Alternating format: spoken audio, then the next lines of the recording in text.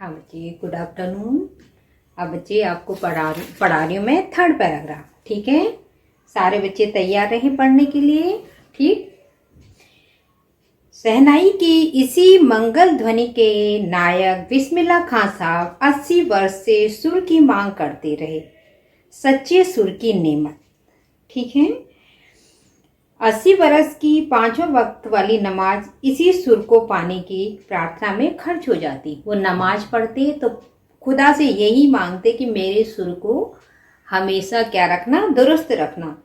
ठीक है, लाखों सजदे इसी एक सच्चे सुर की इबादत में खुदा के आगे झुकते थे। लाखों सजदे, सिर झुकाना, माथा झुकाना। जब भी नमाज पढ़ते थे और सजदा करते थे तो प्रार्थना में, उपासना में, इबादत माने उपासना, उपासना में खुदा के आगे सिर झुकाते और यही गिड़गिड़ाते, मेरे मालिक एक सुर बख्श दे। सुर में वह तासीर पैदा कर, तासीर माने प्रभाव।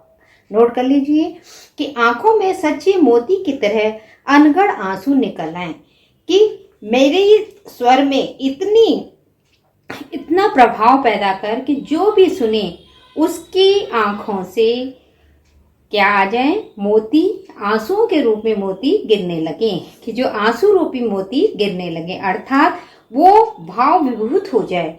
उनको यकीन है कभी खुदा यूं ही उन पर मेहरबान होगा और अपनी झोली से सुर का फल निकाल कर उनकी ओर उछालेगा और फिर कहेगा, ले जा अमृदीन, इसको खा ले और कर ले अपनी मुराद पूरी। अब देखो क्या है, क्वेश्चन बनेगा जैसे बिस्मिल्लाह खां कितने वर्षों से किसकी मांग करते रहे, तो क्या लिखेंगे, शहनाई के नायक बिस्मिल्लाह खां अपने जीवन के 80 वर्षों तक खुदा से सच्चे सुर की नेमत की मांग करते रहे।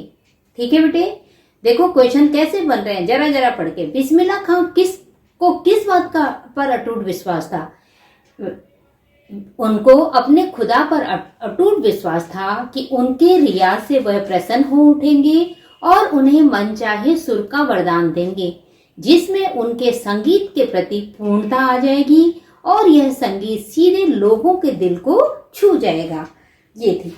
अब देखो बेटे, आगे देखिए। 80 बरस में से बिस्मिल्लाह खां यही सोचते रहे, सातों सुरों को बरतने की तमीज उन्हें सलीके से अभी तक क्यों नहीं आई, जबकि वो बहुत अच्छे शहनाई वादक थे। परंतु महान वो ही होता है जो हमेशा अपनी कमियों को देखता है। महान वो नहीं होता जो बिना किसी ज्ञान की ही अपने आप को बहुत बड़ा समझने लगता है। ये महान लोगों की पहचान है। बिस्मिल्लाह खां और शहनाई के साथ जिस एक मुस्लिम पर्व का नाम जुड़ा है वह है मुहर्रम। मुहर्रम का महीना वह होता है जिसमें सिया मुसलमान, अंडरलाइन करो, हजरत इमाम हुसैन एवं उनके वंशजों के प्रति अजादारी अर्थात शोक मनाते हैं। पूरे 10 दिनों का शोक।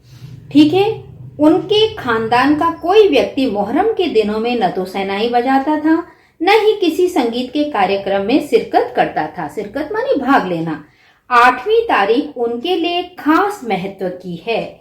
इस दिन खां साहब, अंडरलाइन करिए, खड़े होकर शहनाई बजाते व दाल मंडी से फातमान के करीब 8 किलोमीटर की दूरी तक पैदल रोते हुए नोहा बजाते जाते।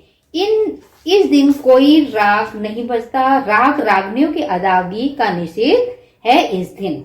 ठीक है बच्चे, तो बड़े ध्यान से कौन से क्या नाम जुड़ा हुआ है शहनाई के साथ? मुस्लिम पर्व, कौन से मुस्लिम पर्व का नाम जुड़ा हुआ है? मुहर्रम। आजादारी क्या होती है? शोक मनाना। कितने दिनों तक ये होता है ये कार्यक्रम? 8वीं तारीख खास महत्व की होती है। ठीक है, तो इस तरह से बेटे बिस्मिल्लाह खां जो थे महान शहनाई वादक थे, परमात्मा से सच्चे सुरों की मांग हमेशा करते रहते थे, बहुत उच्च विचार के थे।